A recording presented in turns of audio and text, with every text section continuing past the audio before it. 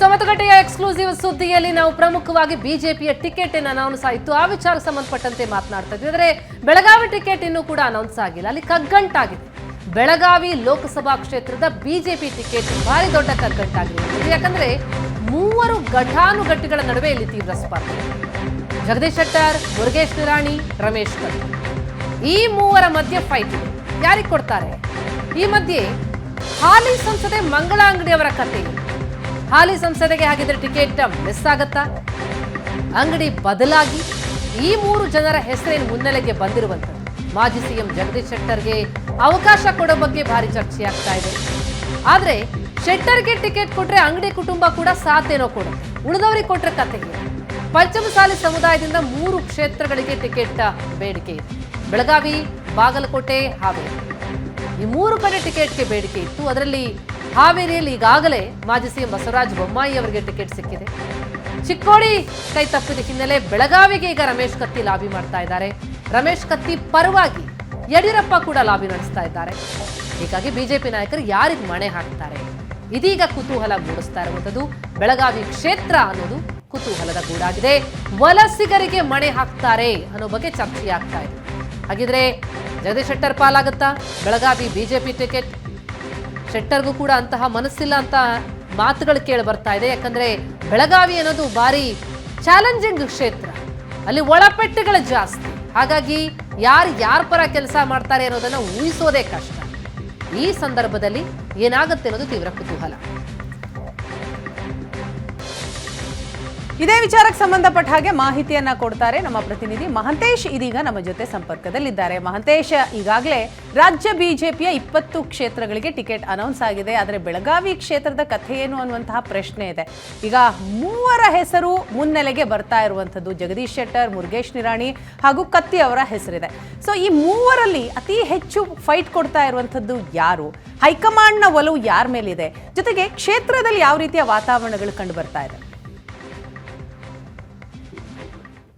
ವಿನಾ ಬೆಳಗಾವಿ 2 ಕ್ಷೇತ್ರಗಳ ಪೈಕಿ ಈಗಾಗಲೇ ಒಂದು ನಿನ್ನೆ ಚಿಕ್ಕೋಡಿ ಅನೌನ್ಸ್ ಆಗಿರುವಂತದ್ದು. ಹಾಲಿ ಸಂಸದ ಅಣ್ಣಾಸಾಬ್ ಜೊಲ್ಲೆಗೆ ಬಿಜೆಪಿ ಮತ್ತೊಮ್ಮೆ ಮನೆ ಹಾಕಿರುವಂತದ್ದು. ಹೀಗಾಗಿ ಸಹಜವಾಗಿ ಟಿಕೆಟ್ ನಿರೀಕ್ಷೆಯಲ್ಲಿದ್ದ ರಮೇಶ್ ಕತ್ತಿ ಹಾಗೂ ಪ್ರಭಾಕರ್ ಕೋರೆ ಅವರ ಪುತ್ರ ಅಮಿತ್ ಕೋರೆಗೆ ನಿರಾಶೆ ಆಗಿರುವಂತದ್ದು. ಆದ್ರೆ ಬೆಳಗಾವಿ ಲೋಕಸಭಾ ಕ್ಷೇತ್ರ ಬಿಜೆಪಿ ಟಿಕೆಟ್ ಇದೀಗ ಕಗ್ಗಂಟಾಗಿರುವಂತದ್ದು. ಹೀಗಾಗಿ ಈ ಕ್ಷೇತ್ರಕ್ಕೆ ಇದೀಗ 4 ಮಧ್ಯೆ, ಅದು ಘಟಾನುಘಟಿ ನಾಯಕರ ಮಧ್ಯೆ ಪೈಪೋಟಿ ತೀವ್ರಗೊಂಡಿರುವಂತದ್ದು. ಧಾರವಾಡ ಟಿಕೆಟ್ ನಿರೀಕ್ಷೆಯಲ್ಲಿದ್ದ ಜಗದೀಶ್ ಶೆಟ್ಟರ್ ಈಗ ಬೆಳಗಾವಿಗೆ ನಿಲ್ತಾರೆ ಅನ್ನುವಂತ, ಬೆಳಗಾವಿಗೆ ಶಿಫ್ಟ್ ಮಾಡ್ತಾರೆ, ಅವ್ರ ಅಕ್ಮಿಟ್ ಮಾಡ್ತಾರೆ ಅಂತ ಹೇಳಿ ಚರ್ಚೆಗಳು ನಡೆದಿರುವಂತದ್ದು. ಮತ್ತೊಂದೆಡೆ ರಮೇಶ್ ಕತ್ತಿ ಕೂಡ ಚಿಕ್ಕೋಡಿ ಸಿಗದ ಹಿನ್ನೆಲೆಯಲ್ಲಿ ಬೆಳಗಾವಿಗೆ ಅವ್ರಿಗೆ ಟಿಕೆಟ್ ಕೊಡ್ಬೇಕು ಅಂತ ಹೇಳಿ ಯಡಿಯೂರಪ್ಪನವರು ಕೂಡ ಲಾಬಿ ಮಾಡ್ತಿದ್ದಾರೆ ಅಂತ ಹೇಳಿ ಕೂಡ ಹೇಳಾಗ್ತದೆ. ಮತ್ತೊಂದೆಡೆ ಬೆಳಗಾವಿಗೆ ಪಂಚಮಸಾಲಿ ಸಮುದಾಯಕ್ಕೆ ಕೊಡಬೇಕು ಟಿಕೆಟ್ ಅಂತ ಹೇಳಿ ಏನು ಜಯಮೃತ್ಯುಂಜಯ ಸ್ವಾಮೀಜಿ ಅವರು ಕೂಡ ಆಗ್ರಹವನ್ನ ಮಾಡಿರುವಂತದ್ದು. ಈ ಕಾರಣಕ್ಕೆ ಮುರುಗೇಶ್ ನಿರಾಣಿ ಹಾಗೂ ಈರಣ್ಣ ಕಡಾಡಿ ನಡುವೆ ಬೆಳಗಾವಿ ಟಿಕೆಟ್ಗೆ ದೊಡ್ಡ ಮಟ್ಟದ ಫೈಟ್ ನಡೆದಿರುವಂತದ್ದು. ಹೀಗಾಗಿ ಹೊಸಬರಿಗೆ ಮನೆ ಹಾಕಿದ್ರೆ ಹಾಲಿ ಸಂಸದೆ ಮಂಗಳಾ ಅಂಗಡಿಗೆ ಈ ಬಾರಿ ಟಿಕೆಟ್ ತಪ್ಪೋದು ಬಹುತೇಕ ಖಚಿತ ಅಂತೇಳಿ ಕೂಡ ಚರ್ಚೆಗಳು ನಡೆದಿರುವಂತದ್ದು. ಈಗಾಗಲೇ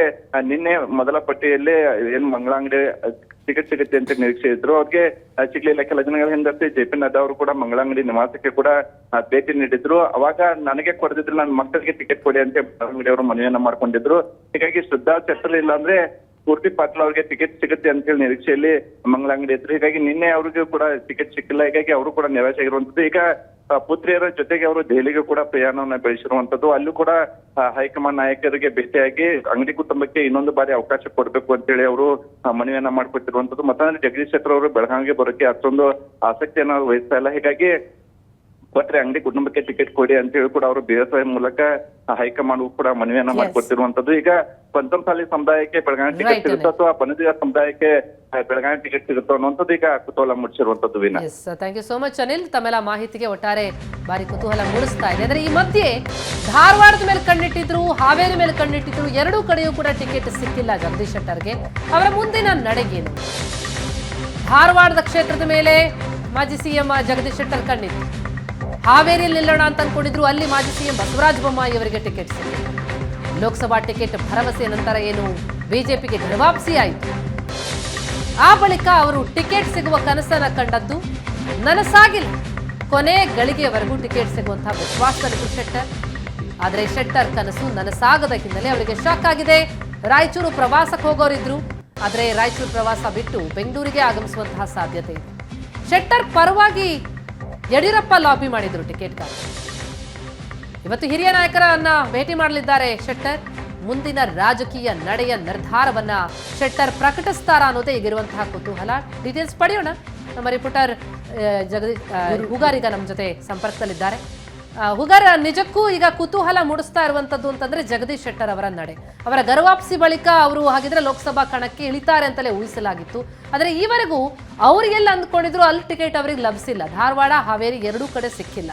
ಬೆಳಗಾವಿ ಕೊಡೋಂಥ ಚಾನ್ಸಸ್ ಇದೆ ಅಂತ ಇದ್ದಾರೆ. ಆ ಕಡೆ ಅವ್ರ ಗಮನ ಇಲ್ಲ, ಮನಸ್ಸಿಲ್ಲ ಅನ್ನುವಂಥ ಮಾತುಗಳು ಕೇಳಿ ಬರ್ತಾ ಇದೆ. ಶೆಟ್ಟರ್ ನಡೆಗೇನು, ಏನು ಅವರ ಆಶಯ, ಡೀಟೇಲ್ಸ್ ಏನು ಲಭ್ಯ ಆಗ್ತಾ ಇದೆ?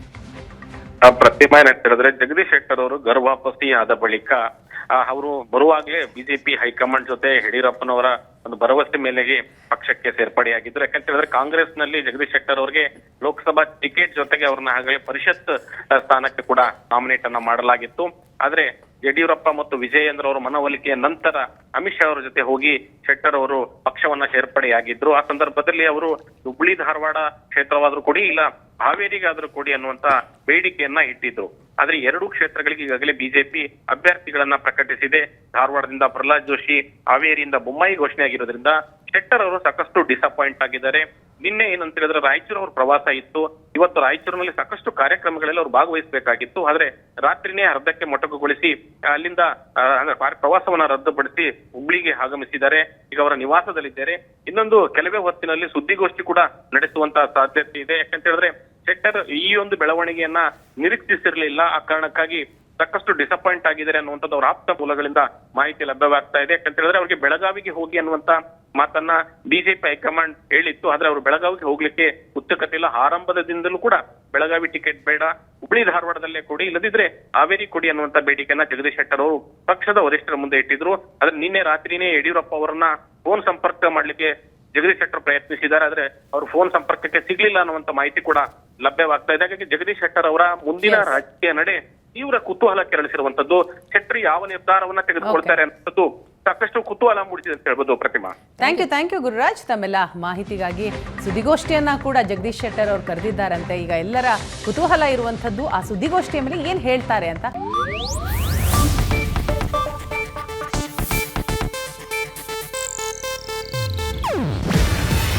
ಇದು ಏಷ್ಯಾನೆಟ್ ನ್ಯೂಸ್ ನೆಟ್ವರ್ಕ್ ಪ್ರಸ್ತುತಿ. ನೀವು ನೋಡ್ತಿದ್ದೀರಾ ಏಷ್ಯಾನೆಟ್ ಸುವರ್ಣ ನ್ಯೂಸ್.